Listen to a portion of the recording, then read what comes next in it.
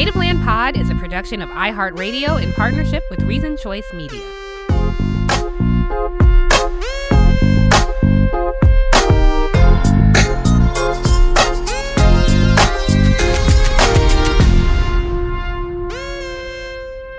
What's up, everybody? Welcome home, y'all, to the 5th episode of Native Land Pod, and we're in person. Yay. Yes, we're all in the same room. Happy birthday to you. Thank you. Happy birthday. Making black history out here in these streets. I'm 45, y'all. Get it, girl. Good. Thank you. It look good. Can I tell y'all, I didn't know I was middle-aged.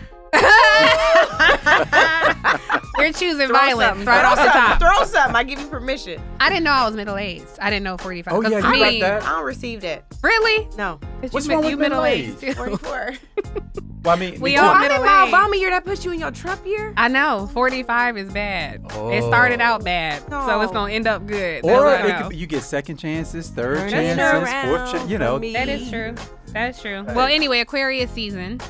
So thank y'all, because this is my birthday gift here, being with you all. Oh, We love you, appreciate that. Tiff. I'll tell our listeners after this we're all going to go eat, Yes. stuff our faces. Yes. If some we good can get food. there. It depends on if we decide to filibuster this pod or not. Okay, because we go long on this podcast. We do. We don't know how to stop go long. talking. We love have each so much other. interesting things to say. There's a lot happening in That the we think country. are It's interesting, very yeah, that's meaty. Yes. Yes. What we think are interesting. Yes, exactly. The listener may or may not. Who knows? Well, the numbers say they do. Hey! So thank there y'all it for is. rolling. Drop that How mic. about them ratings? Thank that y'all for mic. rolling with us.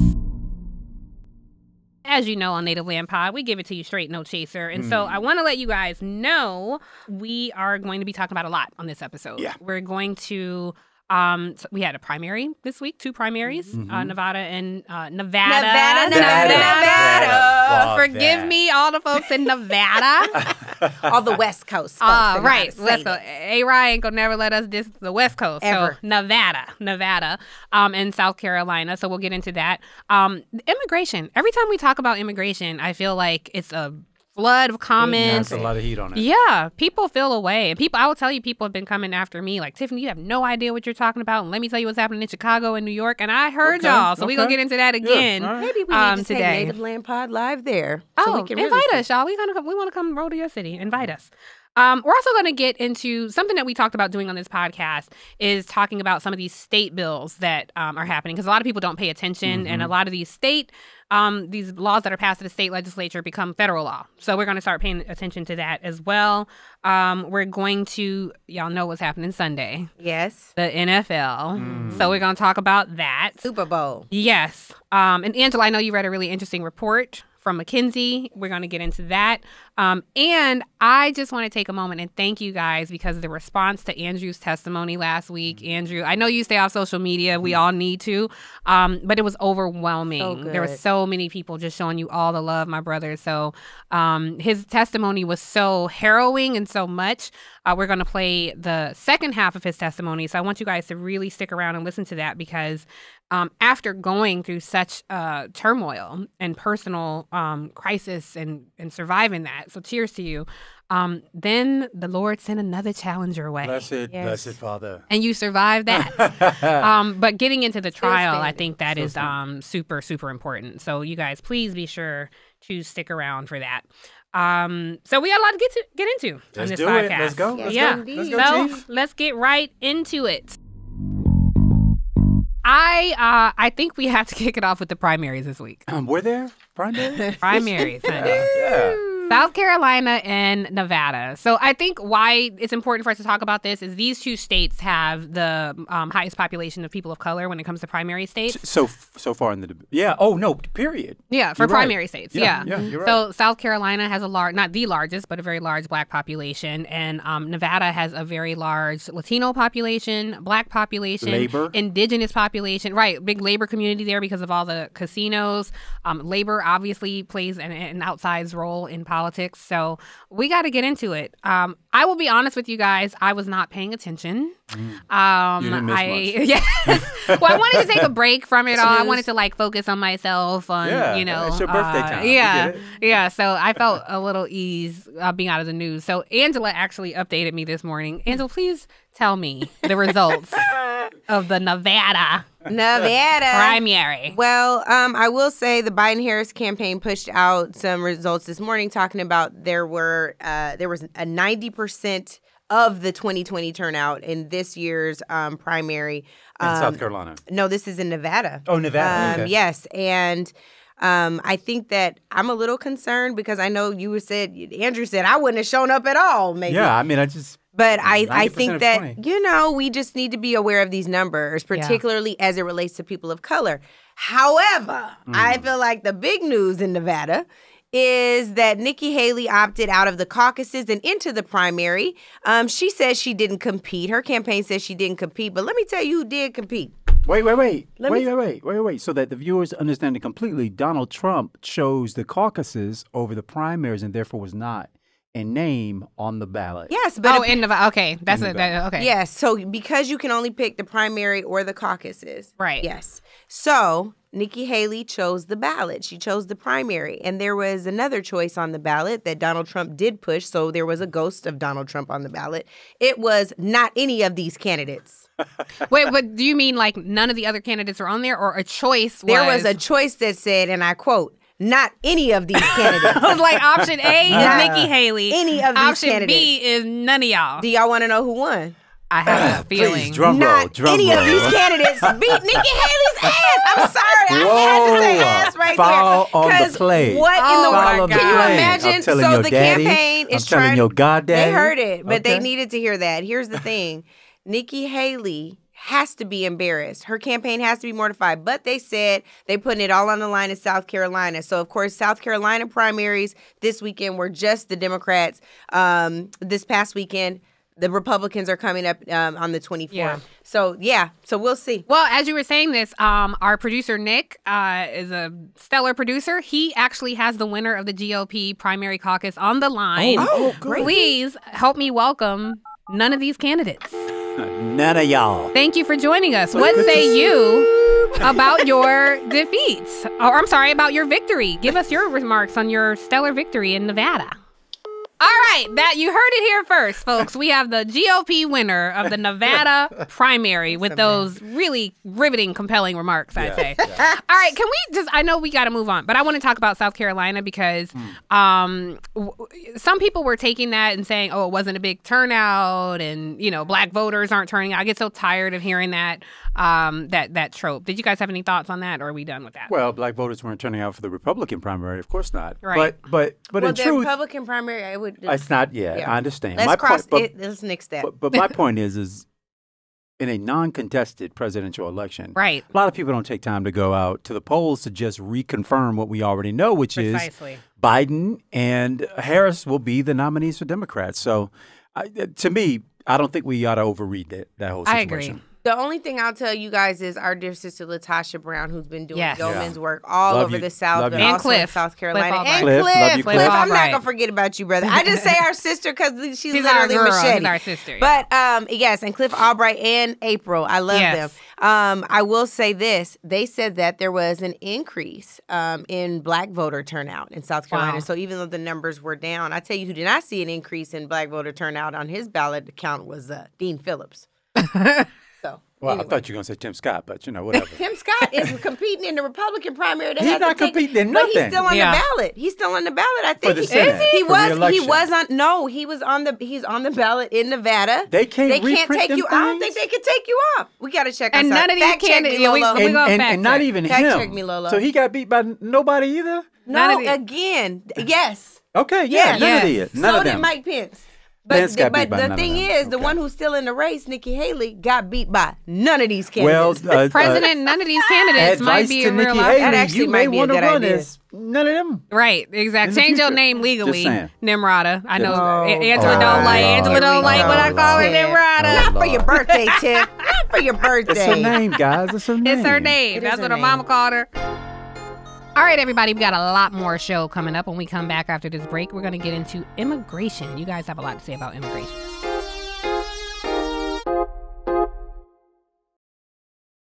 Okay, I'm eager for this next topic because immigration. We've talked about this a few times on the show, and so many of you guys listening weigh in on this immigration thing. And look, I want to say I've heard everybody from Chicago and New York saying, you don't know. You guys know we're, Angela and I are in our girl group, our group chat, and so, and our co-ed chat, actually. I think this came up in our co-ed chat. And we were talking about immigration. And this is how I know we have our finger on the pulse of the community, because you guys, your questions are always very consistent with what we talk about. And so I want to kick us off with a viewer question who's going to get us right into this conversation. Yeah. So let's roll the viewer question and we'll talk about it on the other side. Good day, Native Land. My name is Valentine and I live in Hinesville, Georgia. My question is, what do you think about what 50 Cent did over the weekend when he did a tweet? Me personally, I have a problem with that. Because if you're going to tweet something like that, tweet all the other stuff too. Tweet what the House Republicans is doing right now that's not working with the Democratic Party about making some kind of bill to control the border. He's not educating his people. I do believe people like that, those rappers, they have the platform, but they're not really educating the people like they should. Tell me what you think. All right. I have a lot of thoughts on this. Which y'all, I'm going to kick it to y'all. Oh, you go. Well, I have a challenging time when, first, let me just say rappers are tax-paying citizens and they have a right to weigh in on everything. So I really don't appreciate this, not from the viewer, but sometimes from society. There's this attitude of shut up and dribble, stick to sports, stick to music. Yeah. And these people probably pay more taxes than some of the people suggesting these things. How about that? He has a right to weigh in.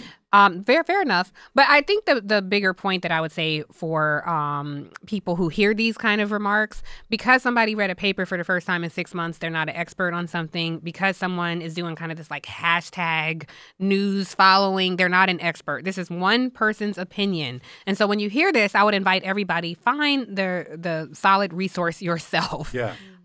Because 50 doesn't work on immigration issues at all.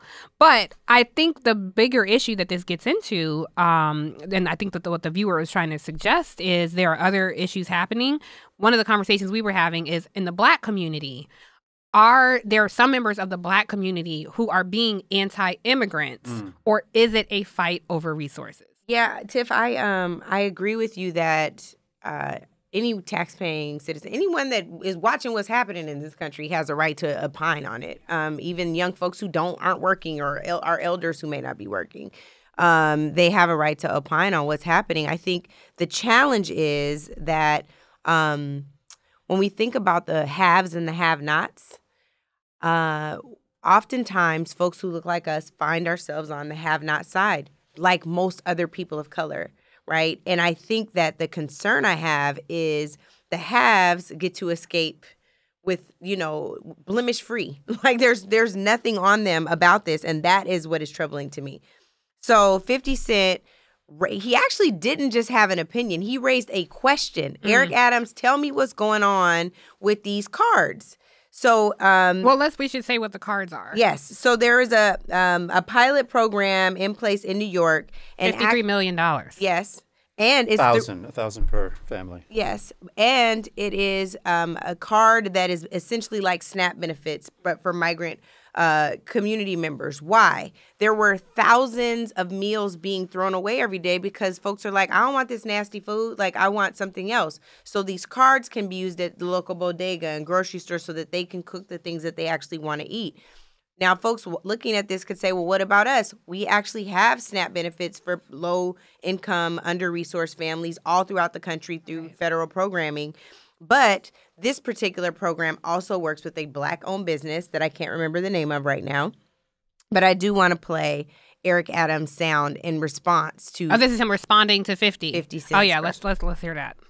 That this was a smart policy shift that we're doing on a pilot project with 500 people. If this is successful, we're going to expand it even more so that we can we got to bring down the cost. 20% we want to bring down the cost, and their team are doing their job. So I told 50 Cent to hit me up. I would love to explain it. to him so that he can go out and do another tweet of saying, you know what, Eric is just a smart manager, and now we understand why he was elected by the people of this city of New York. I love it. Wow. I love it. So as 50 Cent asked Ari Melber, Tiff's former colleague, my former colleague as well, to explain what happened. He's become a rapper whisperer, but also we think that we can give you a run for your money on that, Ari. And so to this end, we hope that now it is clearer to 50 Cent, what is going on, and not just to him, but he was bold enough to ask the question. A lot of people with these questions all over the country about where is mine? Yeah. Well, I think that's kind of the thing, Andrew, right? Like, so I look at our comments, even the comments left on Native Land Pod. One, thank you everybody for following Native Land Pod on all of your platforms at Native Land Pod. But a lot of those comments are actually, to me, anti-immigrant. So I think there are two conversations. One is what about us, which I think is always Angela's point, because Angela, you were quick to say, hey, no. These are people who are also suffering, who are saying it looks like some people are leapfrogging over us and we need our resources too. Then there's another bucket of people who are saying, I don't want these people here. Yeah. They are replacing the Black population. Yeah. They're going to outnumber us. Yeah. By a certain year, we're going to be the minorities. And the Latino population already eclipses the Black population in terms of eligible voters, not registered voters, but eligible voters. And there are people who feel a way about that. That, to me, is anti-immigrant. Yeah. And that is also very similar to what certain pockets of the white population feel about people of color becoming the dominant population in 2044. Yeah. I don't like to hear us talk like that. You know what? I think, so real quick on this, one, Eric Adams did mention in his response that this is cheaper. Yes. He said we have a goal of the 20%. We want to cut the budget on this by 20%. But it is cheaper than what they are spending right now. Yeah. Here in America, we don't tend to just let people languish on the street hungry without having some shelter available for them to get food. If there isn't permanent overnight housing for folks, there's an extension of it. They can't, because actually mayors, as you know, would be liable for it. You have to have a solution. Of course. The community would demand one. They'd say, we're tired of these folks laying out on the street. They say that in Chicago. Absolutely. They're saying you're putting these people in our neighborhoods. You're closing down our schools. So there is an expectation that we will tend to the problem one way or another. Mm-hmm. And what Mayor Adams is saying, he doesn't have the luxury of being a derelict on this. Right. These are issues that are confronting his city, his community, his constituents, and he wants to address them, but he wants to do it in, frankly, a more cost-effective and cost-efficient way. That's what they are piloting.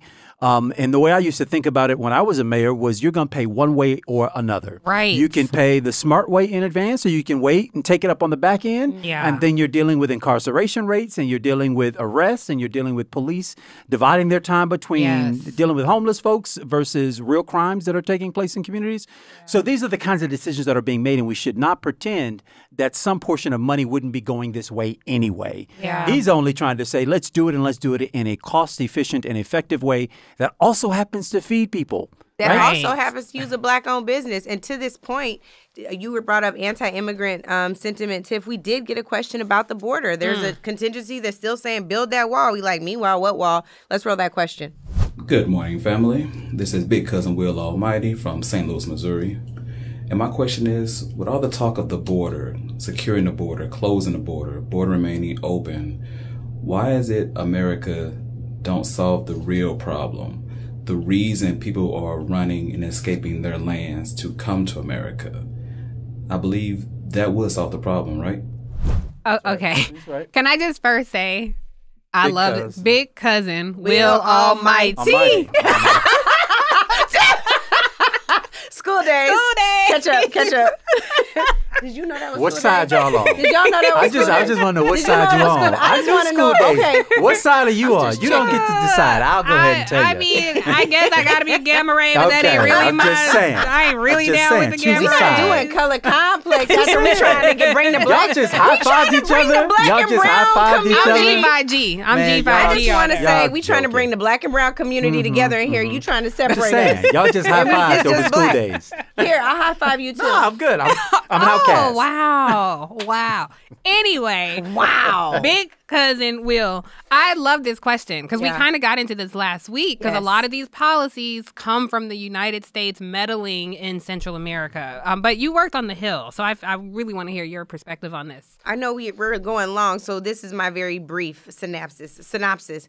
What I would tell you is that right now, just like we talked about last week, Joe Biden has introduced a set of border principles, told the GOP-led Republican House to get a bill to him. The Senate has agreed on said bill.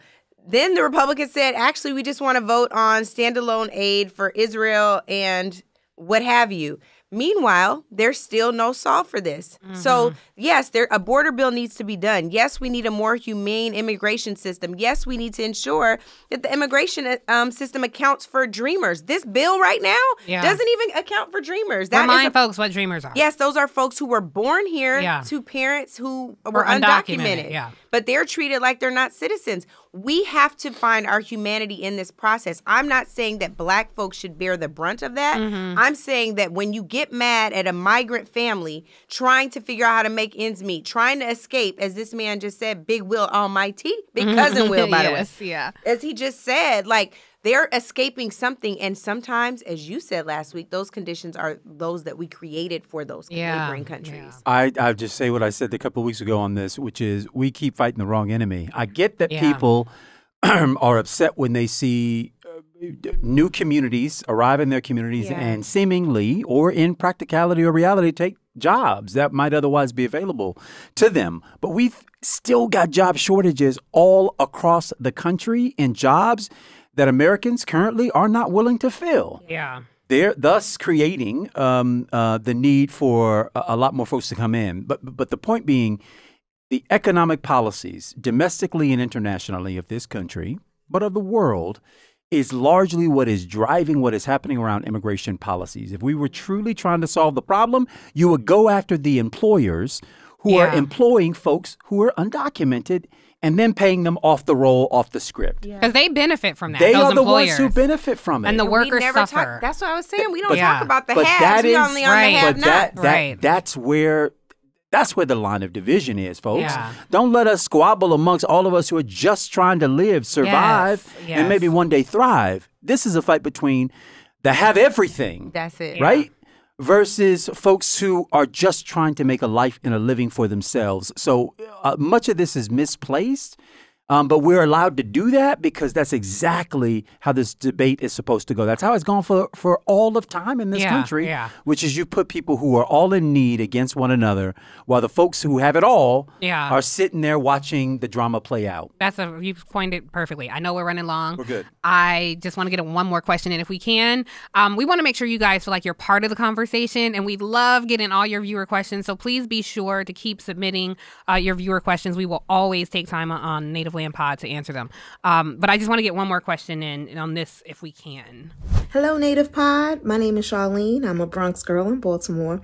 I have a question. I was wondering, I know Angela had mentioned about,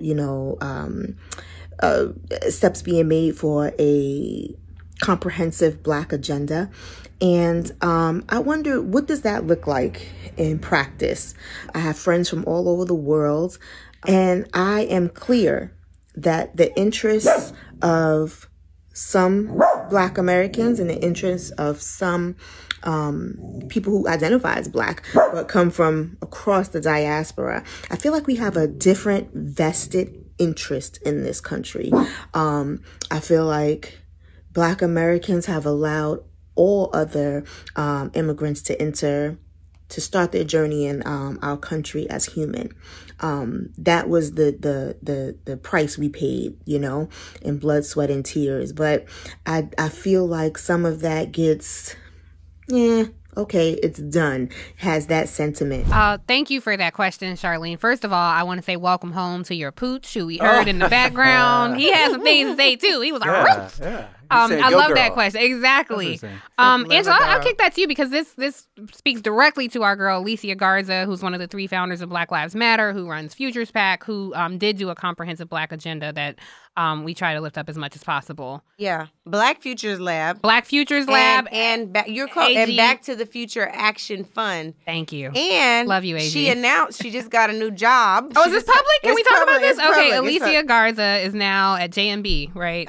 Well, we're going to have to figure that out. Okay, I think but that she got a new job. Wait, Yes. y'all don't know the job? You just brought We it up? do. We've been talking about our group chat. You see, I got to pull up this McKelvey report. You see, I got to pull up something but else. you can't just Look, break you news. gotta hide Well, I'm that. pretty sure it's Pull it up. JMB, where her whole focus will be on That's whack. building better infrastructure and funneling That's what funds she does. to That's what she grassroots does. organizations. So So is congratulations, she a funder Alicia now? Garza. You're a funder, Alicia? She's a fender now. All right. Yes. We appreciate You that. can start by funding Congrats this to podcast. Alicia Garza. Exactly. All right, but Charlene's question, I think, is a legitimate one. What do y'all have on that? Yeah, well, she's right. She said black folks have been, I don't know, she didn't use the word eager, but have welcomed communities who have immigrated into this country seamlessly and have treated them as human and humane from jump. And she's right about that. And the sacrifice and service that black folks have made to this country, she basically said, is baked into the pie. Folks are like, yeah, that happened, but it was a long time ago. And she's right to acknowledge that, yeah, it happened, but the legacy, right, its tentacles live on today. Our willingness to hold up the country, to hold it accountable to its truths, it doesn't ever seem to disappear. Yeah. What surprises you, Tiffany, about comments from black folks sounding anti-immigrant is that's not how we sound. Right. That isn't who we have been. And I don't think it's who still we not. are. Yeah, we're not. I don't think it's who we are, to be truthful I don't about think it. so either. I think it's I don't the like to hear it. penetration of other people's conversations. Right. Thank you, Andrew. Impending Yes. on who we are and trying to reshape our character, our morals, who we are as a people. Weaponizing communities of color against For each other. sure. I And don't it's like to it. their Don't benefit do the and not devil's ours. work. So I'm not going down that road. But I appreciated the depth of what was in that question, and I completely relate. I want to switch gears a little bit to the portion of her conversation that talks about a black agenda.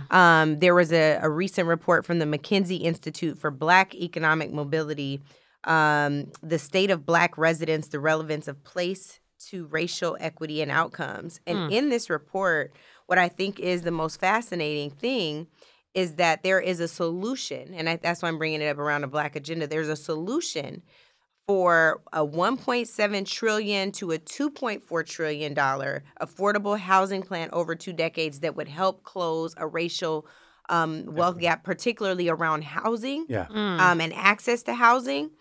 That if we do not implement this $1.7 to $2.4 trillion plan, it will take us more than 320 years to close that gap. 3 with white centuries. folks.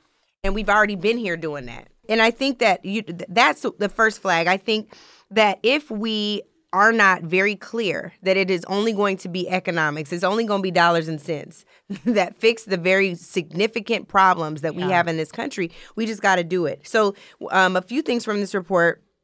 They talk about an urban periphery, which is essentially the suburbs. Black outcome scores are just 64% of white outcome scores. So there's still a significant gap there. But what does that mean? Like in wealth? Specifically around housing, like Just housing. It's housing. It is safety. It is access to food. All of these things. They have a whole little table, a handy dandy chart that I'll make sure that y'all get to see. But it talks about everything from the standard of living, the job, like well-being, livelihood in these communities, what that looks like. So 64% to white folks. It says that less than 0.1% of the black population lives in a county close to parity.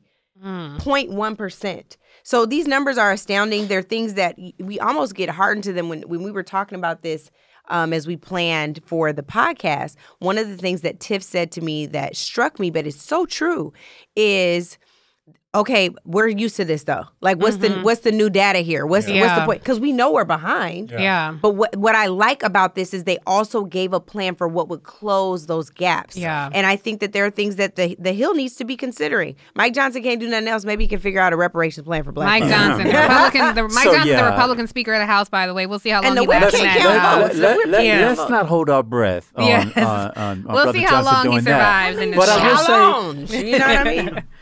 the truth is that the agenda to solve some of these things that have always been present. We've always known what they are because they're the same agenda that solves these problems for white folks. Yeah. Which is why they don't exist largely. I mean, think as about the a New problem Deal in white communities. Absolutely. And by the way, a shout out to the book The Sum of Us, which Heather McGhee wrote, but she talks about all of these ideas, whether it be free education, whether it is the GI Bill of Rights, all of those initiatives as they came along were widely popular with what constituency? The overwhelming majority of white folks in this country. They benefit when we're healthy. Everybody wins.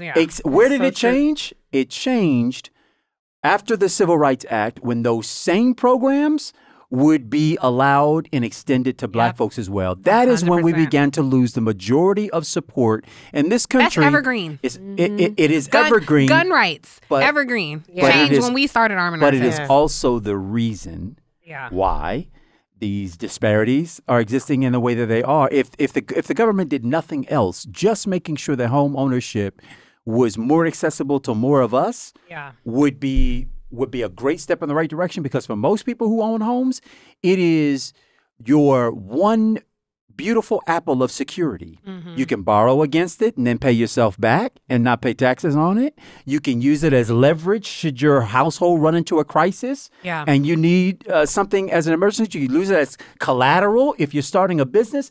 The abilities that you get through home ownership are manifold in this society. And it shouldn't confuse any of us why it is that so many black folks don't have that same opportunity and access. Just a point of clarification, because I don't know if I said it. This report isn't just dealing with home ownership, though. It's affordable housing, period. Like even rent. Even rent is talking about that disparity. It's crazy. And a lot of those protections during COVID that had a moratorium on evictions and foreclosures have since expired. So housing security in our community has gotten even worse as the rise of inflation, which is not specific to any political party, and crime increase, all of that. But I have questions about this because I do wonder, is home ownership the only path to wealth? That's why I love it. It is not. I was just trying to give some of the examples I got it. of what you get through that. On the rental piece, so almost every state has affordable housing trust funds. And almost every one of them don't live up to the guarantee of those affordable housing trust funds. In Florida, we have it. It is baking with money that the Republican legislature borrows against to pay for its other priorities. It's flush, but they won't build the housing that the money is intended to be built. And that is a true statement for state after state after state. It doesn't get more secure for most people than knowing that you have a roof over your head. You have to look at these state legislatures. Who runs the state legislature, and know the difference between that and the federal government. And then you'll start to see where some of these democratic policies do benefit you, but maybe your state legislature doesn't. Right now, Mychael Harriet is in the building. Black History Month. We are literally live recording our podcast. Come right here. And we were told that Mychael Harriet, New York Times bestselling author of Black AF History, was in the building recording Breakfast Club, and so we were like, oh, he should come by. And while we're recording our podcast, Mychael Harriet, ladies and gentlemen. What's going on? Welcome, Mychael. How's everybody doing? Our favorite tweeter. Thanks for having me. I guess if this is having me. And we don't even do guests. We don't even do guests. Yeah, I'm crashing. Like my podcast, I don't even have guests either. So Cousin Mike just rolled through. This is the benefit of being in person. What's cracking? Welcome home, Mychael Harriet. Like y'all just blowing up the internet right now.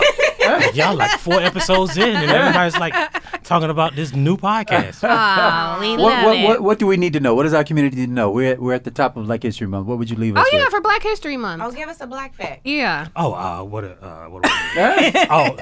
That again, one of my people who listen to me know, I believe South Carolina is the capital of Black America. Okay. Everything that you know about Black people and think about Black people in America came through South Carolina first, from the Montgomery bus boycott. Wouldn't exist without South Carolina. The laws against governing the enslaved were formatted for all of the states because of a rebellion in South Carolina. So everything dates back to South Carolina. What is it? Almost 70% of us can trace our That was the largest slave port. Largest port. Yeah. Right. Was in Charleston. Like everybody came through South Carolina. Wow. All Almost your 70% relatives of black folks and ancestors came through South Carolina. Wow. I That's knew all we right. could just see Mychael and say, give us a black history Yeah, fact. he I knew carries this them brother in off the the back top of his pocket. head It's in the was dome. going to be like, here's a black AF history. Yep. If y'all I love haven't got the book yet, Please. New York Times bestselling author, this is Mychael Harriet. Brilliant Black brother. AF History. The book is phenomenal. Amazing. Brilliant. Amazing. It's too dense to read. Like, I read a little bit every day. So good. Yeah, it's so good. Like, I So don't want to you're finish saying it. it's like the my Bible. It's my Bible. is. It is my Okay. Bible. Okay. I'm not going to co-sign. Yes, I purchased it for Sacrilegious, people. but It yeah. really Yeah, 'cause, does you know. like carry you through Yeah. history in a different way. And the interesting thing about it, Mychael, your mind was not co-opted by a school system that taught you a different history. So when you hear this stuff, you're like, what? Like, Yeah. that's not true. This fantasy of America y'all think exists, that's not the real history of it. You even get it. I'm not going to give away the book, so you got to read it. But you talk about cannibalism and how this country was founded. Right. Read the book. Yeah. That's all I'm going to say. You got to know about the That's a founder great fathers. teaser. That is. That's a good Yeah. teaser. We're so happy you came by. So you don't have to go home, but Hey, it was great being. Don't go far, Mychael. We love Mychael you. Harriet, everybody. We love Thank you, brother. Mychael Harriet. This next bill that we want to tell you guys about. So it's a bill out of Georgia that is run by a Republican state legislature, and this new it's a new system that could potentially make it difficult for people of low income to get bail. You guys, I'm sure, have heard all about the challenges around bail reform. So we want to get into that because we think that's important. But before we do, we want you to know what's actually in the bill. So take a listen to this, and we will get more into it on the other side. SB 63 was a harmful bill that was going to, as you said, include at least 30 offenses where judges would be required to set bail. And then at the last minute, it included severe restrictions on charitable bail payments. It caps charitable bail payments at 3 per year for individuals, corporations, nonprofits, churches, as well as charitable bail organizations like us. And so at a time when the justice system is overburdened, jails are overcrowded, to not only ensure that more people will be subjected to bail and likely unaffordable cash bail, to also take away the lifeline that charitable bail funds and other charitable bail payments offer to low-income individuals is particularly concerning for Georgians across the state. As I said before, there's a two-tiered system of justice in any cash bail system. And that's a system where people with money can be released and people without money can't. And so it has nothing to do with public safety ultimately, right? If you and I are arrested and charged with the same crime, but I have the money in my bank account to get out and you don't, that's what's going to determine pretrial liberty, not whether or not you or I pose a risk to the public. All right, so this bill, I have to say, I want to frame this for our viewers and our listeners. 80% of people in jail right now have not been convicted of a crime. Yeah. it's unbelievable. Unbelievable. More than 95% of crime is not violent.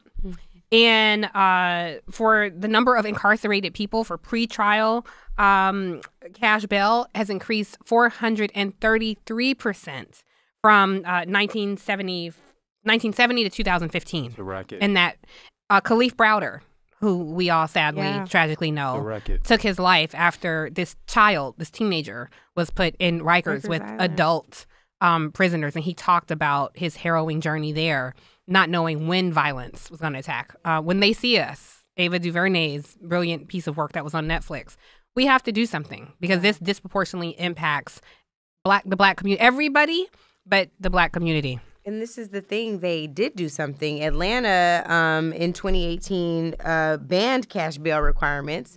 And Georgia is basically saying, like, we know that this was a bipartisan solution under Governor Nathan Deal. We see some of the progress. We're going to reject all of that and go backwards just to penalize the entities like Color of Change, for example. Our good Brian brother, Kemp, the current governor, Brian our Kemp, good brother Rashad Robinson yeah. runs Color of Change, and they've engaged in programs to help get people out for holidays, for Mother's Day, for Father's Day. This bill is now on its way to Brian Kemp's desk, and I want to challenge him. There are members of our community who've said that he's a good guy. I haven't seen it on voter suppression. I want to see what he does as it relates to bail reform. I'm just saying that has been the talking point. So all you brothers and sisters and family members. All you brothers who talking about he a good guy. Brothers and sisters and siblings who say that, you know, this is someone who is a decent man. I want to see if he's decent when it comes to bail reform. I mean, the worst part of this is it doesn't make sense.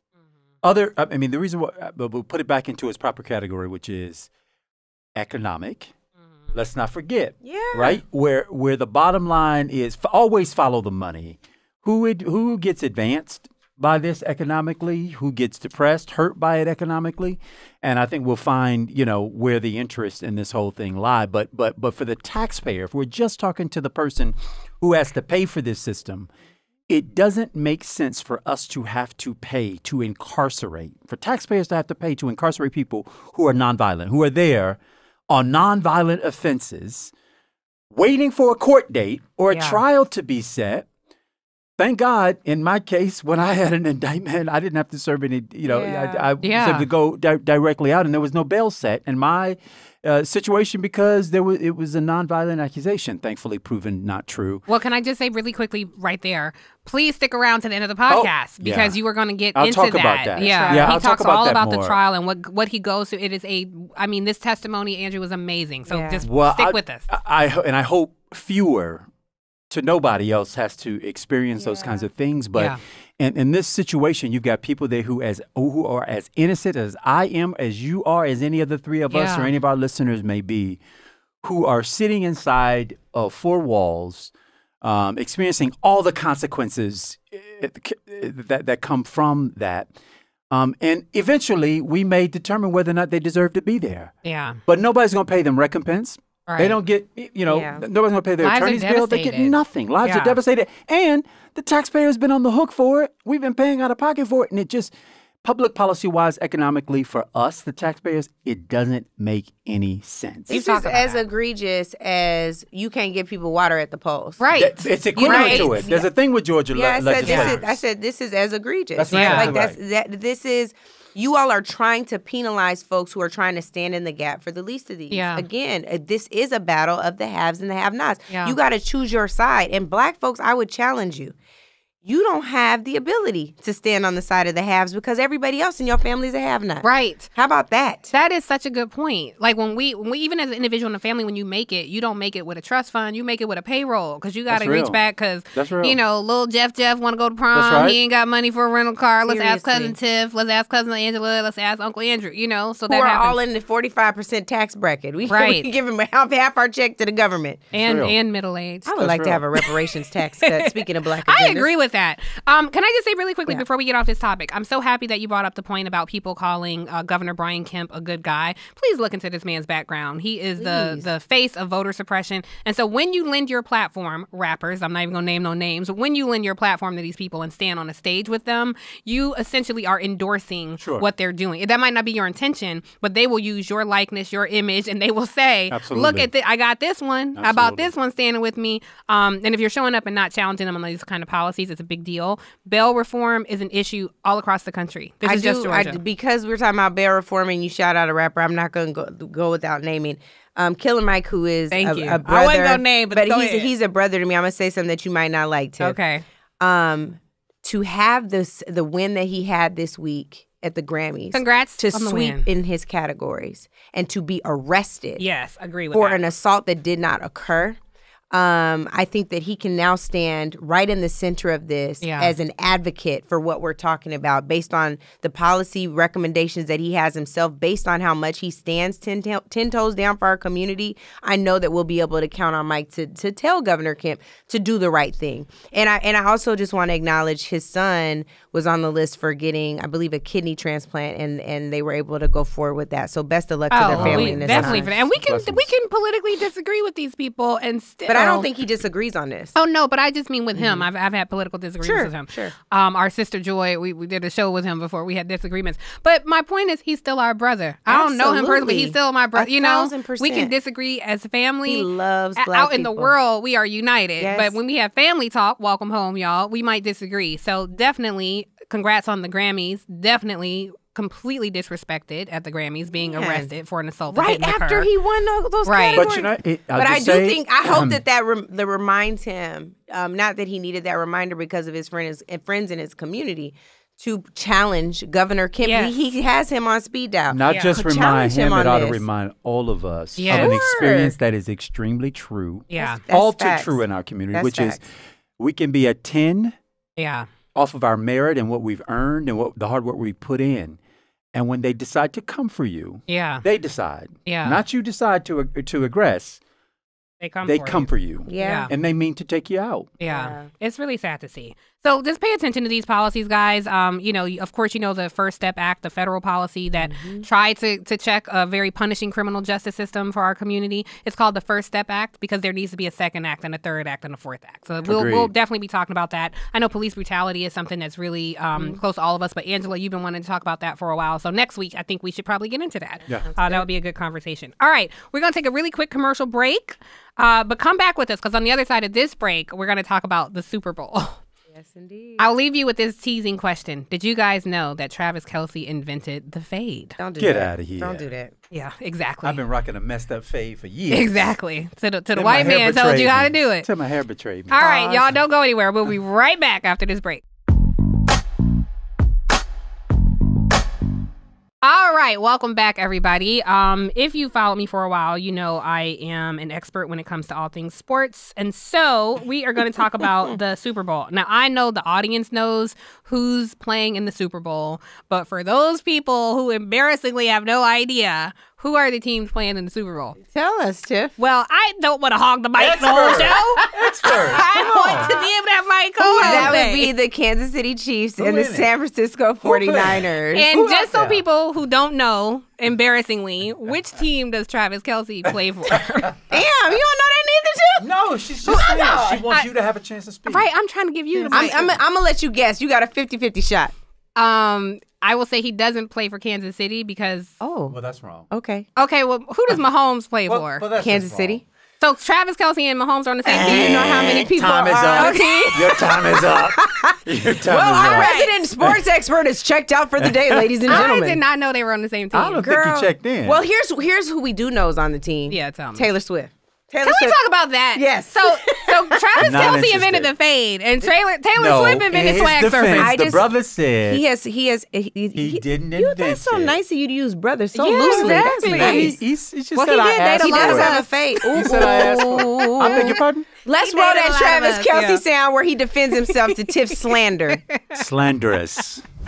It's absolutely ridiculous. And to do it on February 1st, to throw me to the wolves like that was messed up, man. I don't want anything to do with that one, man. I got a good fade if you need it, though. It's a 2 on top, a nice high to mid fade with the taper in the back.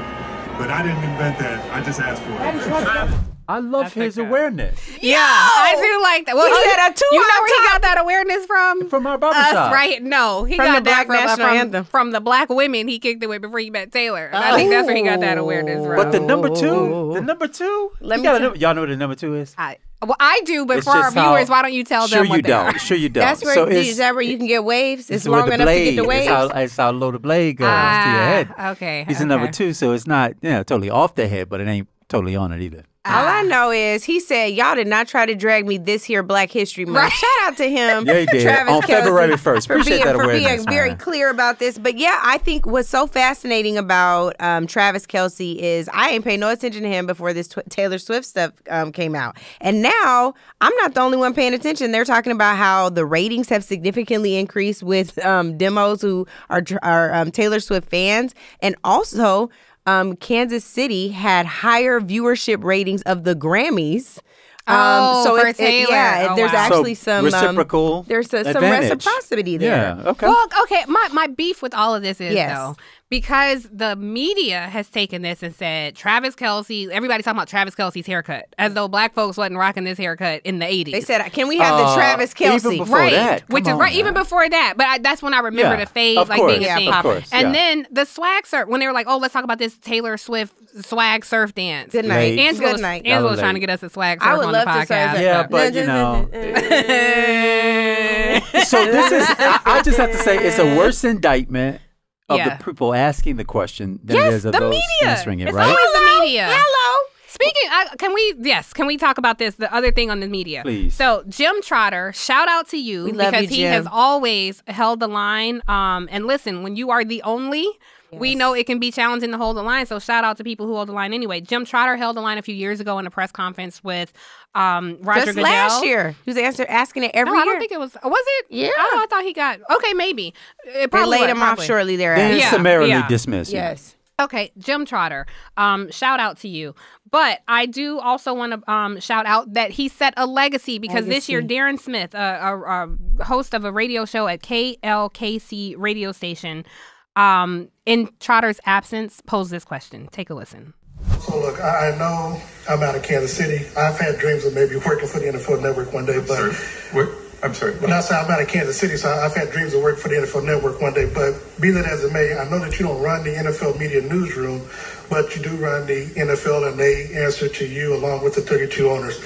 As of this press conference, the NFL media newsroom still employs 0 black managers, 0 black copy editors, 0 full-time black employees on the news desk, and your only full-time black employee, Larry Campbell, passed away over the weekend. Now, Mr. Trotter, Jim Trotter, was not here, for whatever reason. Over the last years, have asked you why that is the case. And for a league that has more than 60% African Americans that play the game, and I know that you're a man of conscience, how does knowing this sit well with you, and after 2 years of being asked this question, why has it not been any change or any hirings in that area? Well, I disagree completely with you. There hasn't been any change. I'm happy to get your data and share it with our people and make sure that we get an answer for you. I don't have all the data. I will tell you that the first time ever, 51% of our employees across the league, across the network, across all of our media platforms, not including players, are either people of color or women. First time ever.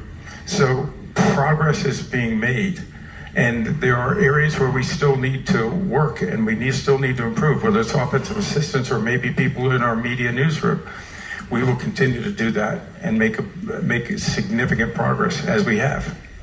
Shout out to Darren Smith. My brother, we salute you. That's Thank how you for ask asking a it. question. The way he asked, I know you're a man of question. conscience. Jim Trotter isn't here for whatever reason. We heard everything he said and everything he didn't. Yeah, so shout out to him. But that is my biggest issue. And honestly, I'm sorry, Roger Goodell's answer was kind of bullshit to me. I wish that he would have acknowledged, listen, I know we do a horrible job at this, and I'm fighting every day. Yes. He's beholden to these billionaire owners, a lot of whom, donate to Republican causes and campaigns. So I have my opinions about that. But it leads me to this question to you guys. Should we be watching the NFL? I'm definitely going to watch the Super Bowl. Well, it's hard because I'm a big NFL fan, as you know. I could tell by thinking Travis Kelce and Patrick Mahomes play for different teams. But I know you probably will watch Usher. I'm going to watch Usher. I'm going to watch Usher. But I think that this is the point. Roger Goodell doesn't sound any different than most Fortune 1000 CEOs. He doesn't sound any different than most medium-sized businesses. He doesn't sound any different from folks who are cabinet secretaries in this Biden administration. Certainly doesn't sound any different from Trump administration officials. Why am I saying that? This isn't we can't put all of white supremacy at the feet of Roger Goodell, but we can certainly put some of it. They have made some changes, but what they do, Andrew, and you said this, is the conflation of Black and women, or Black, Asian, Latino and women, Black, Native American, Latino, and Asian and women. And there's always, if we can put everybody in the same bucket, just like they did with affirmative action policy, then somehow it'll look better. But you're denying the fact that white women are most often married to white men. So that means the very white supremacist culture that we're supposed to be trying to get rid of is continuing to benefit even from the programs that are there to help us. So yes, there do need to be real answers here. And no, this was not a good one. And he should have been prepared because he's been asked this for several years. I also want to say, in the area of press, media, who is talking, who is speaking for you, who's speaking for your players, your movement, it matters to have diverse press and communications rooms. Different people hear things differently. And experience life differently. One of my biggest frustrations when I ran for governor was that the entirety of the press corps, political press corps in our state, was white and white male majority, right? So if you're talking about my race, my lived experience, what kind of policies we've accomplished that make me ready for this office, and you're not willing to get into the weeds of what my record was, or the experiences that I come from, you can't dare translate who I am to your reading public. You can't do it. Yeah. You can try, but you're going to miss the mark almost every time. So his question was really specific.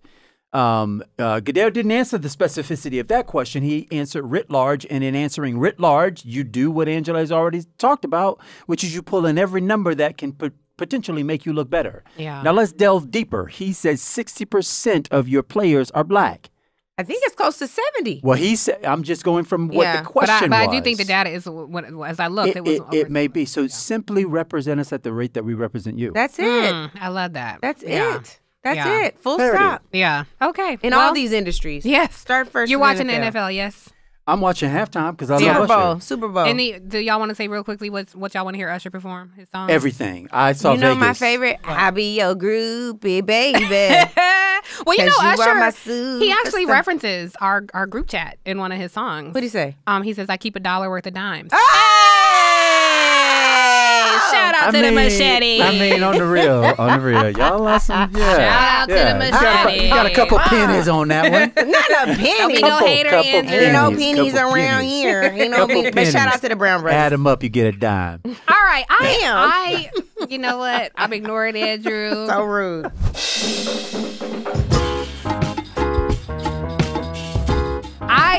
I love hearing from the viewers. If we have time, I know we got a lot of viewer questions in off the top, but how do we feel about taking a few more viewer questions? Please. Yes? Okay. Good. All right, who we got? What's good, Native Land Pod? I'm Larry, and I'm from Dallas. But I did want to know whether or not you guys are going to talk about insider trading. I mean, tens of millions of dollars have been made, obviously, with public knowledge. You know, lawmakers outperform the stock market 15% a year on average. Maybe somebody wanted to bring that up. But. Thank you, Larry, for that question. We love your love, brother. Thank you for weighing in. I want to kick this to Angela because you, just for those who don't know, if you haven't followed Angela's career, she's not just a beauty, but she was the executive director of the Congressional Black Caucus for some years, but also worked in a few offices before you had that position. So what say you? I would just take this from the political standpoint. First, it is definitely illegal for any member of Congress, any elected official to engage in insider trading, as it is for everyone. But there are also ethics rules that require you to disclose stocks where you have investments, et cetera. I believe in a couple of years back, there was, in the New York Times, they had a report on the 97 members of Congress who reported trading in committees where these particular companies were a part of their jurisdiction. So I think it still is problematic. If I'm being honest with Larry, I would say on a scale of 1 to 10, this issue of importance to me is about a 0.0003, just because I have other things that I'm concerned about right now. But I do want to flag that it is an issue that politicians have to be aware of and have to disclose on their ethics reports every year. Yeah, maybe we should just know more about financial news too. Yeah, a lot of black folks got took on that cryptocurrency market, and now that it's tanking, so we should on this podcast maybe we'll talk more about that. Maybe said make it a 7. Okay, we'll make it a 7. Well, just something for us to discuss because I don't know anything about it. Yeah, so I'm happy that you were here to answer the question. All right, I think we have time for one more. That was a quick answer. So, Nick, give us another question. Hi, Native Land Podcast. My name is Chris Jones. I have a question pertaining to the black vote. We have many large cities with a large black population, such as Houston, Texas, Memphis, Tennessee, and Miami, that are in very conservative states. And my question is, why don't we get our politicians to change to the popular vote, especially in the presidential election, instead of the electoral college? And if we did that, I feel like our black vote would actually count more. What are your thoughts? Well, I just want to make a quick, I'm going to kick this to you, Andrew, but I don't like the term the black vote because we're not a homogenous voting bloc. And we have to consider that we are not always talking about federal policy. And when you get to some of those ballot initiatives and state and local politics, our votes can fracture. We don't always feel the same way. So I think he's asking about black voters. What do you say? Yeah, so sometimes those can be converged, that our black interest and our black vote sort of go along the way. I want to thank him for the question. But in truth, it would require a constitutional amendment to change the way in which our president is elected. It is not popular vote informs the Electoral College. The Electoral College is then supposed to represent the interests of the popular vote. However, Donald Trump and what led to the revolt by he and his followers was in contradiction of how the Electoral College was supposed to initially work. All that to say, it's going to be pretty hard to change the Constitution. So I have another suggestion, which is we can do another Great Migration. You all recall the Great Migration. My good friend Dr. Kanisha Grant wrote a great book about the Great Migration. But when we fanned out from the South and made our way further north and further west, we lost a lot of density in southern states where a lot of the overrepresentation of the Electoral College toward the Republicans still exists. In fact, it thrives. So if y'all could come on home, welcome home. I'm still in the South, technically. Y'all want to come back and join us, then there's a way in which to impact the Electoral College more wholly and see whether or not if then Republicans or the majority get an appetite to change the Electoral College. We'll be back to counting the bubbles in the bars of soap, honey. Yeah, do that. Yeah. Well, Florida, I mean, they essentially tried to reinstitute a poll tax after Amendment 4 passed, granting formerly incarcerated people the right to vote. Well, so that's a real problem. Right? It still the problem exists, there still exists. That's right. And so anyway, reverse migration. That's my solution. That's a good point for a lot of policies. State convention. Imagine if all of us moved to Jackson, Mississippi. Come on. The Republican governor there, Tate Reeves, will have some challenges there. No, he wouldn't exist. There wouldn't be a Tate he wouldn't Reeves. be. We would. Yeah, that's true. Mississippi, a lot of these policies. Alabama, Georgia, parts Tennessee, of Florida, like he said. Tennessee. Yeah. I mean, you name it. All across the South, where Black folks have significant numbers. Yeah. But unfortunately, they're not at parity. Yeah. We're certainly not the majority, and we don't show up that way electorally, unfortunately. Well, I love his question because I think the last 4 or 5 elections haven't been decided by the popular vote, but the Electoral College. That's right. They've been out of step with each other. To the popular vote. If there were Democratic governors, there also wouldn't be these migrant crises in cities in the north either. Yeah, just saying. That's true. That's true too. Because we wouldn't be shipping. She's saying that because Governor Abbott and DeSantis have been shipping migrants off. Busing, planing. To what they call liberal cities. Yeah. So exactly. Except just to make the point clear, Florida didn't actually get its migrants from Florida. He went to Texas, recruited migrants in Texas, put them on a plane, paid for the plane, sent them to Martha's Vineyard. Political stunt with people's lives. So did nobody say, how come they didn't put me on a free plane? Right? Nobody said that. Exactly. How come you didn't take people from Florida? All right. Let's take a really quick break because I want you all to stick around. On the other side of this, Andrew, we are going to hear the rest of your testimony. This is pre-taped. This is what Andrew shared last week, but because it was so dense, we want to make sure that you hear his entire testimony. So don't go anywhere. Right after this break, Andrew will talk about what happened after Miami, his next harrowing challenge, the trial.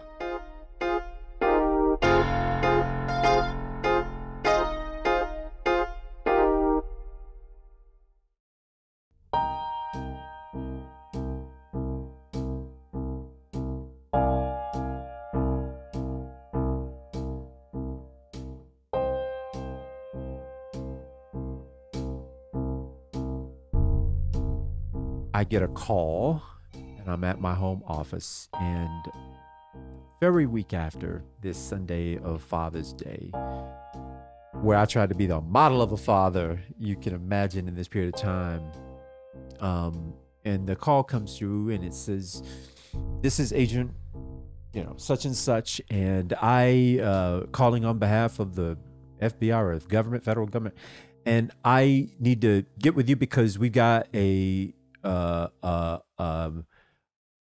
what is it called? A sealed grand jury indictment of you on however many counts," he says, and I'm not remembering all this at the time, "and we need to know where you are so you can surrender yourself."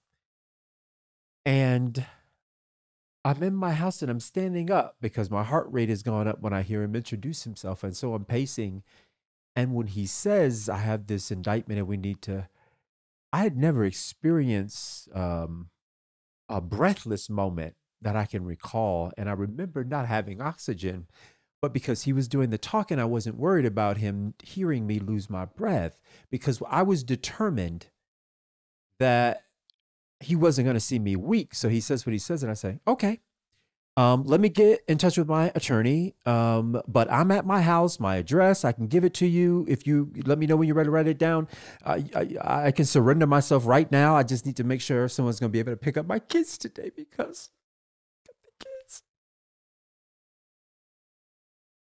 And I need to call my mom so she can be here to help RJ, because she's going to be overwhelmed when I call her to tell.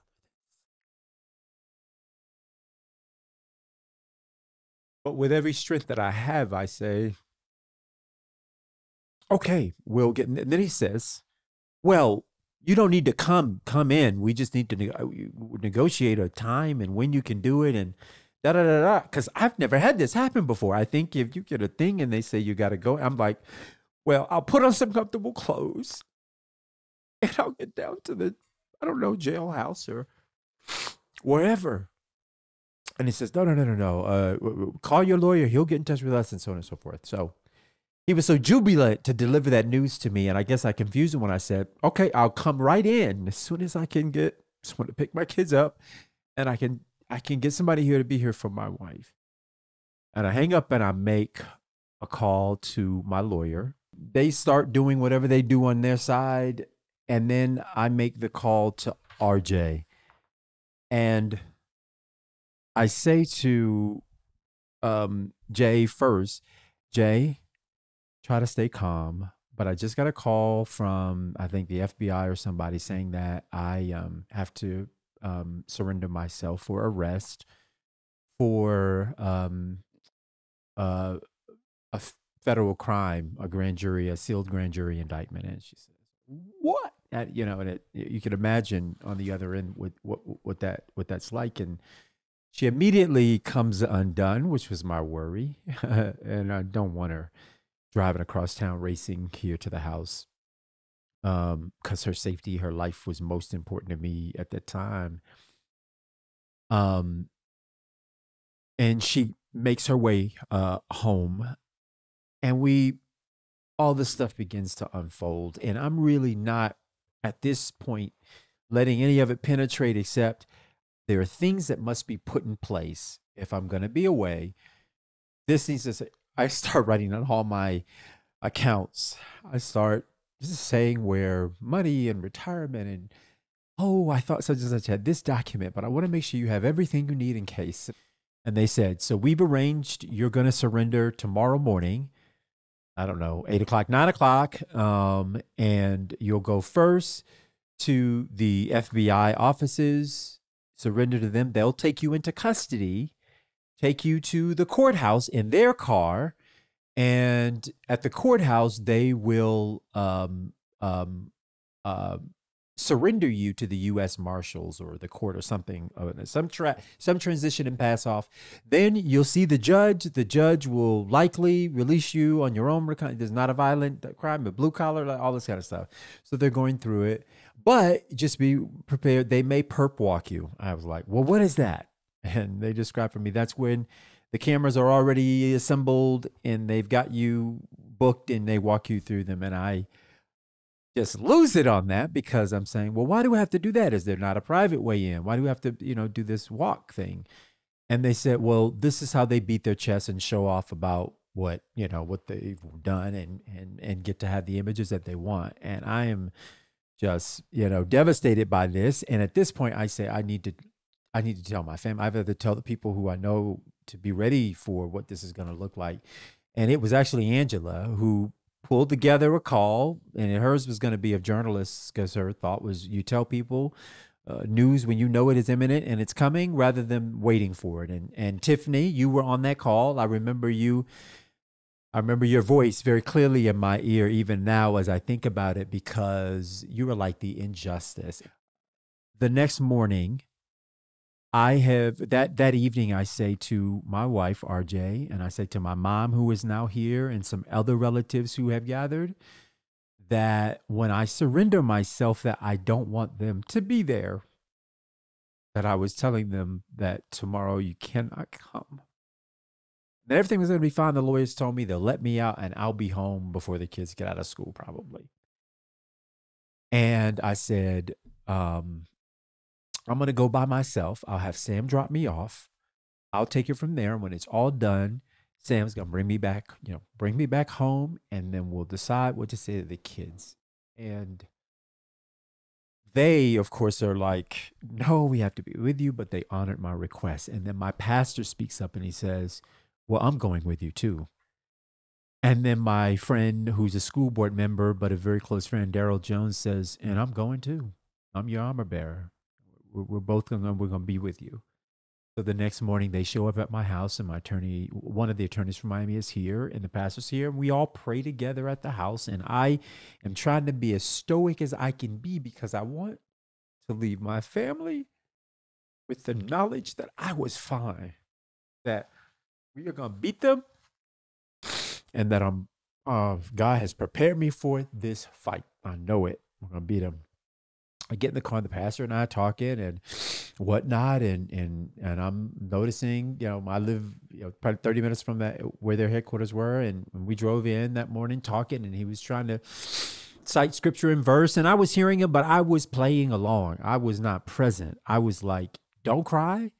Keep your face together. You are not going to show weakness to anybody, not today. And we get to their offices. My pastor comes in with me. Daryl comes in with me to the FBI offices. I surrender myself into them. They take some things off of me, and I can't remember. I think it's my license and some other stuff. And I can't have anything on my person. No phones, no this. I'm wearing a suit, but I've got to take the belt off and all this other stuff. And so I get right. They take me into custody, and I'm thinking this is where I leave Pastor and Daryl. They've brought me to where I have to, whatever. And they said, all right, we're going to follow you, and we're going to see you at the courthouse. And I said, okay. And I'm thinking to myself, I don't know if they're going to be allowed to. I don't know what that looks like. They got me to the courthouse. The thing that I had girded myself up to prepare for was this perk walk. But some people from that call the night before knew that that was a big concern of mine. And somehow, in God's grace and good movement, I was able to be surrendered underground and go up and so on and so forth, which I counted as a really big blessing, because I didn't want my parents there and my family there, because I didn't want them to see me ever. I didn't want to see me in handcuffs. And then to have to be surrendered in that, and I know that there will be pictures. I didn't want my kids to see a picture.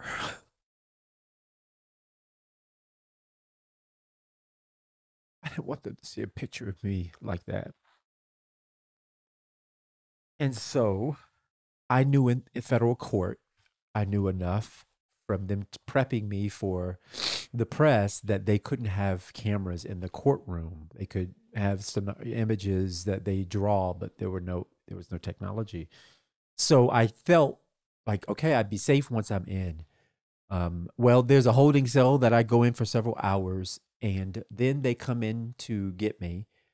And this time the marshals are cuffing me differently. Now they have put cuffs around my legs. And there's a big chain that goes up to my waist that is a big chain, and it's cuffed.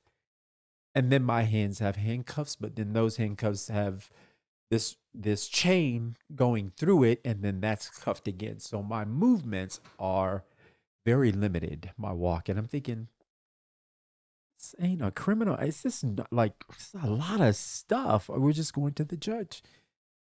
And the agents, younger kind of guys, and I say, well, I guess this is as close as I'll ever get to chattel slavery. They have a but they don't speak any words.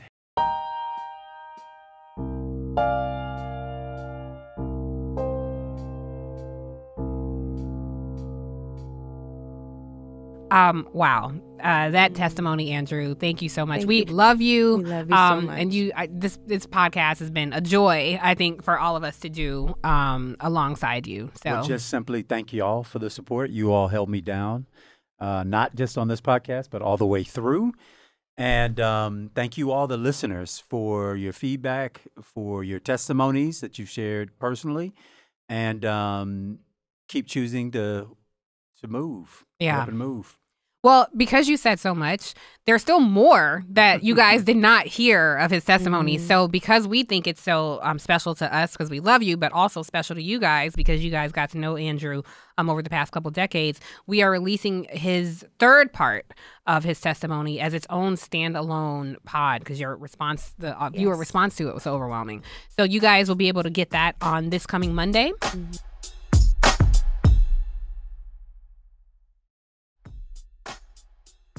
Do I go first or Andrew? Maybe Andrew, you should go first. You the man. A lot. You the man. I've spoken a lot. Why don't you go? Angela? You don't know what your call to action is? That's what it is. He buying some time. So are you. So are you. No, I got my call to action. Okay, you go.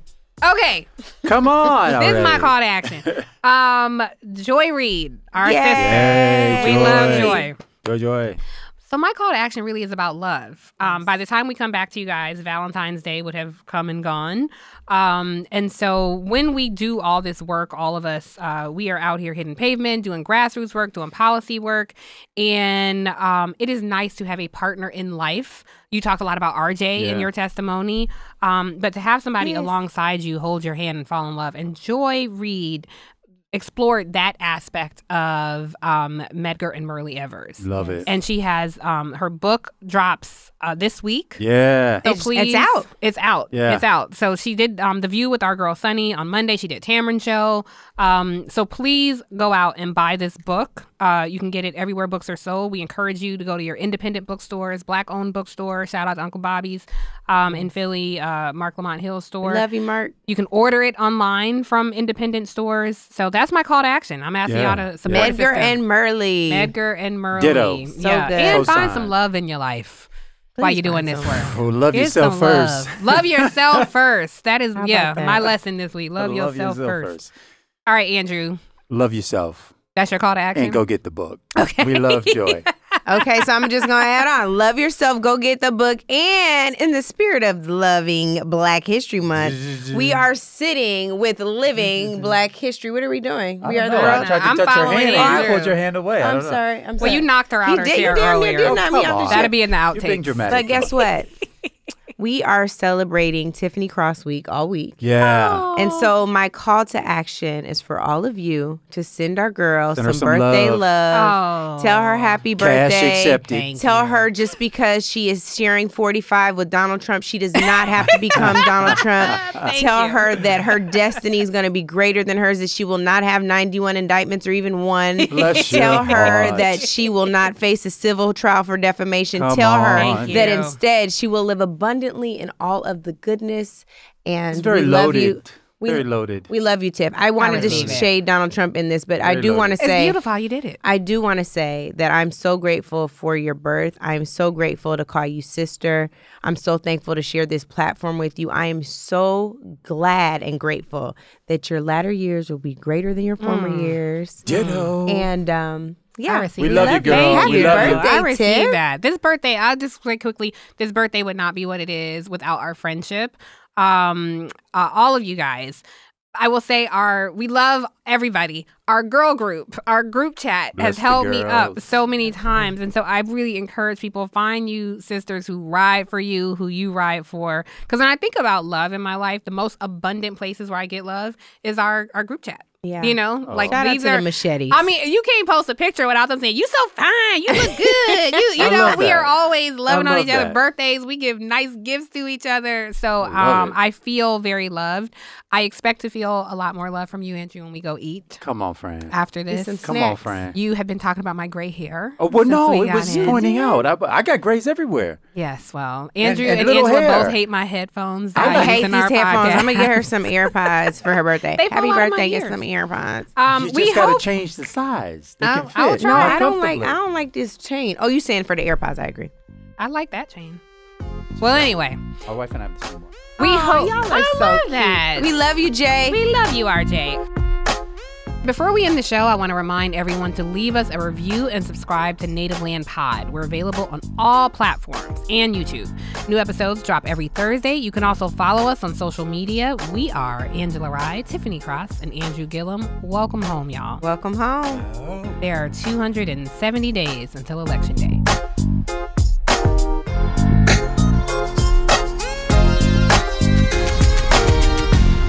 Native Land Pod is a production of iHeart Radio in partnership with Reason Choice Media. For more podcasts from iHeart Radio, visit the iHeart Radio app, Apple Podcasts, or wherever you listen to your favorite shows.